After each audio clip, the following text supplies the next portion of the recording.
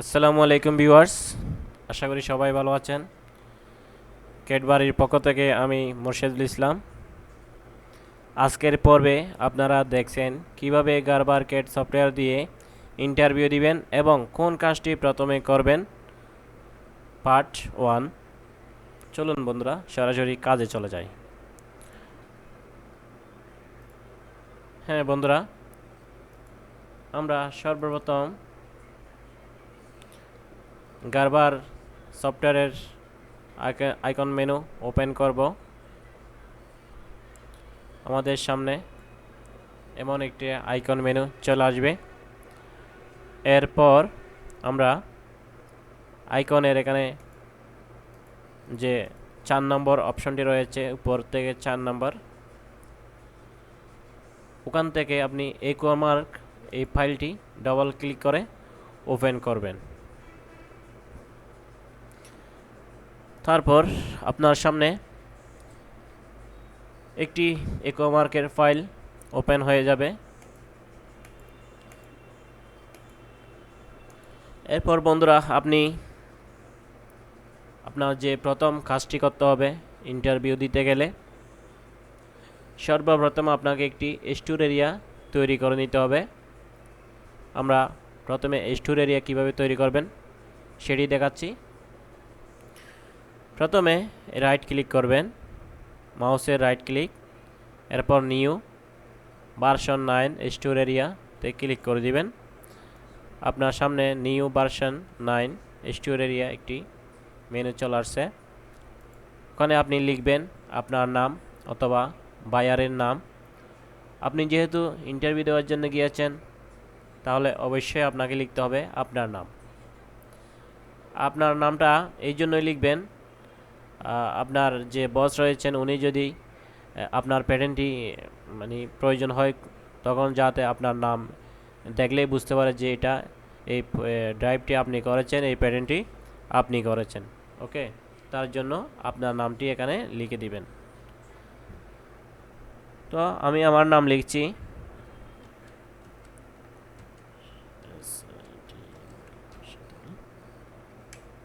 এরপর আপনি লিখতে পারেন এখানে ইন্টারভিউ।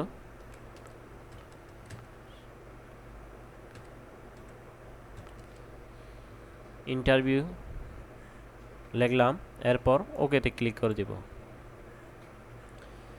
দেখতে পাচ্ছেন বন্ধুরা, মার্ক ফাইলের মধ্যে সি ড্রাইভের ভিতরে আমার নামে একটি মোর্শেদুল ইন্টারভিউ প্যাটার্ন চলে আসছে।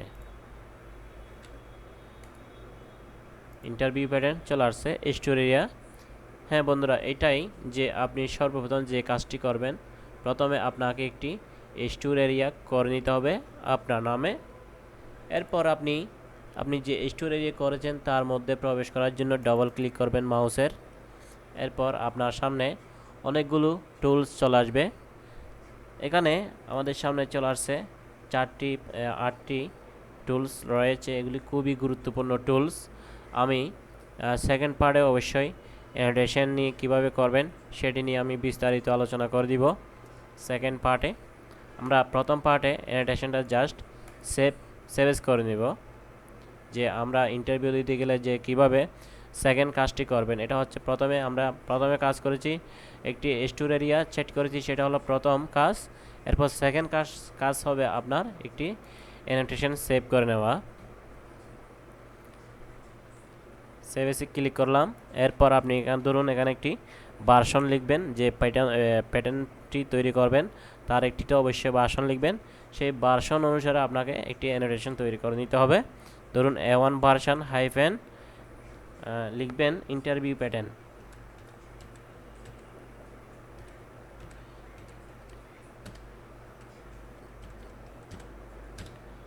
ইন্টারভিউ প্যাটার্ন বাই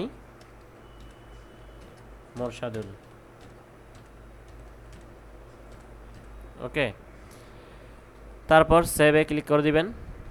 আপনার যদি সময় থাকে অবশ্যই সেটিংটা করে নেবেন, এবং আপনি যদি প্রয়োজন না হয় আপনার, তাহলে অবশ্যই সেকেন্ড পার্টটি দেখবেন। ওই সেকেন্ড পার্টের মধ্যে আমি অ্যানোটেশন নিয়ে ইনশাআল্লাহ ভিডিও দেওয়ার চেষ্টা করব। এই কাজটি করব সেকেন্ড পার্টে। এরপর আপনি তো সেভ করলেন, এরপর কিন্তু আপনার নামে এখানে অ্যানোটেশনটি আসেনি। তার জন্য প্রথমে আপনি ভিউতে যাবেন, ভিউ থেকে রিফ্রেশ করে নেবেন। রিফ্রেশ করলে দেখতে পারছেন আপনার নামে একটি annotation A1 version interview pattern by Morshadul Islam নামে আপনার নামে একটি অ্যানোটেশন তৈরি হয়ে গেল। এরপর এটা হচ্ছে সেকেন্ড কাজ। প্রথম যে কাজটি বললাম সেটি হলো একটি স্টোরেরিয়া করে নেবেন। স্টোরেরিয়াতে আমরা করে ফেলেছি। আর সেকেন্ড টাইম যেটা করলাম সেটা হচ্ছে একটি অ্যানোটেশন সেভ করে নিয়েছি জাস্ট আপনার নামে। ওকে, তো এরপর রয়েছে বন্ধুরা রুল টেবিল। প্রথমে রুল টেবিলটা তৈরি করার জন্য মাউসে রাইট ক্লিক করবেন, এরপর নিউ থেকে এখানে আসবেন। এটা হচ্ছে রুল টেবল নামে একটি অপশন রয়েছে, ওখানে ক্লিক করে দিবেন। এরপর আপনার সামনে একটি রুল টেবলের একটি মেনু চলে আসবে। একটু ওয়েট। হ্যাঁ, আমাদের সামনে একটি রুল টেবলের মেনু চলে আসছে। আপনি এখানে খালি ঘরগুলো পূরণ করে দিবেন। জাস্ট আপনাকে যে স্পেক দেওয়া হয়েছে সেই স্পেক অনুসারে এখানে যদি আপনার বেস সাইজ যদি হয় এম সাইজ, তাহলে আপনাকে এখানে পূরণ করে দিতে হবে আলফা নিউমেরিক। এরপর আপনাকে বেস সাইজ, যেমন ধরুন আপনার বেস সাইজ হচ্ছে এম, আপনি এখানে এম সাইজটা সিলেক্ট করে দিবেন। এরপর স্মল সাইজ দিবেন, ধরুন এস, এরপর দিবেন বেস সাইজ এম, এরপর এল, এরপর রয়েছে এক্সেল সাইজটা খালি ঘরগুলো পূরণ করে এরপর সেভ করে দিবেন। সেভটা অবশ্যই আপনার স্টোরেরিয়া বা আপনার যে স্টোরেরিয়া করেছেন আপনার নামে সেই ড্রাইভে হতে হবে। এখানে অনেকগুলো ড্রাইভ পাবেন, তার মধ্যে থেকে আপনার নামে যে ড্রাইভটি করেছেন তার মধ্যে আপনি সেভ করবেন। তো সেভ করার জন্য প্রথমে আপনি লিখবেন স্মল সাইজ এস, এরপর একটি হাইফেন দিবেন, মিডিয়াম সাইজ এম, একটি হাইফেন দিবেন, এরপর লার্জ সাইজ এক্সেল লিখে জাস্ট সেভ করে দিবেন আপনার যে স্টোরেরিয়া করেছেন তার মধ্যে। এরপর এটার আর দরকার নেই, রুল টেবিল ক্লোজ করে দিলাম। এরপর যে দেখতে পাচ্ছেন বন্ধুরা আপনার এখানে কিন্তু রুল টেবিলটা শো করে নাই। শো করার জন্য আপনাকে অবশ্যই ভিউ যাবেন, ভিউতে গিয়ে রিফ্রেশ করে নেবেন। তারপর দেখতে পাচ্ছেন আপনার সামনে একটি রুল টেবিল চলে আসছে। হ্যাঁ বন্ধুরা, আমরা এতক্ষণ পর্যন্ত আমরা প্রথমে মোরশাদুল ইন্টারভিউ নামে একটি স্টোরেরিয়া রাইটিং করেছি, এরপর একটি অ্যানোটেশন সেভ করে নিয়েছি। এরপর 3 নম্বরে যেটা কাজ করলাম সেটা হচ্ছে একটি রুল টেবিল বানিয়ে নিয়েছি। এই রুল টেবিলটা মূলত আমরা প্যাটার্ন ডিজাইন যে করব, প্যাটার্ন করার সময় আমরা ওখানে ইনপুট করে নিব। এই সাইজের উপর আমরা প্যাটার্ন তৈরি করব। এরপর আপনি চলে যাবেন প্যাটার্ন ডিজাইনে। প্যাটার্ন ডিজাইনে যাওয়ার জন্য আপনাকে অবশ্যই প্রথম মেনু থেকে আপনাকে প্যাটার্ন ডিজাইনটা ডবল ক্লিক করে দিতে হবে। ডবল ক্লিক করে দেওয়ার পর আপনার সামনে এরকম একটি প্যাটার্ন ডিজাইন ওয়ার্ক এরিয়া চলে আসবে। এরপর আপনি করে নেবেন হলো নিউ ফাইল, একটি নিউ ফাইল নেবেন। তার মধ্যে আপনাকে যে স্টোরেরিয়া করেছেন সেই ফাইলটি আপনাকে সেটিং করে দিতে হবে। সেটিং করার জন্য আপনি ক্লিক করবেন হলো ক্রিয়েটে যাবেন। ক্রিয়েট থেকে আপনি নেবেন কাস্টমাইজ। ক্রিয়েটে যাবেন, ক্রিয়েট থেকে অবশ্যই এডিট থেকে কাস্টমাইজ অপশনটি মেনুটি আইকনটি আপনি নেবেন। এরপরে প্রিফারেন্স অপশানে ক্লিক করে দিবেন। আপনার সামনে একটি টুলবার চলে আসছে। এটা হচ্ছে আমাদের প্যাটার্ন ডিজাইনের যে সেটিংগুলো রয়েছে, বিভিন্ন সেটিং রয়েছে, আমরা ধীরে ধীরে দেখব কোন সেটিংয়ের কী কাজ। আমরা ধীরে ধীরে আজকে আমরা যেহেতু ইন্টারভিউ দেওয়ার জন্য আসছি, তো আমাদের সর্বপ্রথম এই পাতের মধ্যে সিলেক্ট করে দিবেন। তারপর ডিভাইস হলো সি ডিভাইস স্টোর এরিয়া, আপনার নামে এখানে অনেকগুলো স্টোর এরিয়া থাকবে, সেখান থেকে আপনার নামের যে স্টোর এরিয়া রয়েছে সেটি সিলেক্ট করে দিবেন মোরশাদুল ইন্টারভিউ। এরপর আপনার এখানে পিনোস রয়েছে অটোমেটিক্যালি। এরপর রুল টেবিল যে আপনি তৈরি করেছেন, রুল টেবিল তৈরি করেছেন হলো আপনি রুল টেবিল তৈরি মোরশাদুল ইসলাম ইন্টারভিউ SML এক্সেল। এই SML এক্সেল অপশনটি আপনাকে এখানে সিলেক্ট করে দিতে হবে। এখন অ্যাপ্লাই করবেন, সেভ দিবেন, সেভ থেকে ওকেতে ক্লিক করার পর আপনাকে যে কাজটি করতে হবে সেটা হলো প্রথমে একটি রেক্ট্যাঙ্গল নেবেন। ক্রিয়েটে যাব, ক্রিয়েট থেকে একটি রেক্ট্যাঙ্গল নেবেন। রেক্ট্যাঙ্গল নিয়ে জাস্ট আমরা ডিসপ্লের উপর ক্লিক করে দেব, ক্লিক করে ডবল ক্লিক করে দিব। এরপর আমরা এখানে যেহেতু আমরা ইন্টারভিউ দিচ্ছি, সেক্ষেত্রে আমরা আমাদেরকে শার্টের প্যাটার্ন দিতে পারে, আমাদেরকে প্যান্টের প্যাটার্ন দিতে পারে। তো আমরা যদি প্যান্টের প্যাটার্ন দেয়, অবশ্যই আমরা ওয়াইজ বেল্টের মেজারমেন্টটা আমরা বেলুট এখানে দিব, যাতে আমাদের এই ওয়াইজ বেল্ট যে একটা রেক্ট্যাঙ্গেল নিয়েছি সেটা যাতে আমাদের ওয়েস্টেজ না হয়, তার জন্য আমরা অবশ্যই এখানে ওয়াইজ বেলের লেন্থ অনুসারে, ধরুন আমাদের ওয়াইজ বেল উইথ হচ্ছে 50, আমরা তার ডবল নেব 100। এরপর ধরুন আমাদের ওয়াইজ বেল হাইটটি রয়েছে কত, 4 cm, আমরা তার ডবল করে নেব 8। এরপর ওকেতে ক্লিক করে দিব। এরপর বন্ধুরা দেখতে পাচ্ছেন এখানে একটি ভ্যালু ইনপুট করার জন্য বলতেছে। আমরা যে ভার্সন লিখেছিলাম অ্যানোটেশনের মধ্যে A1 ভার্সন, আমরা অবশ্যই A1 ভার্সন এখানে লিখে দিব, যাতে আমাদের প্যাটার্ন ভার্সন হবে A1 হাইফেন দিবেন। হাইফেন দেওয়ার পর আপনি অবশ্যই যে পিসটা ক্রিয়েট করেছেন, এটা কোন পিস, এটা হচ্ছে আমরা ক্রিয়েট করেছি ওয়াইজ বেলটা আপনি এখানে লিখে দিবেন ওয়াইজ ব্যান্ড আমরা তৈরি করেছি ওয়াইজ ব্যান্ড। এরপর আপনি ওকেতে ক্লিক করে দিবেন ডবল।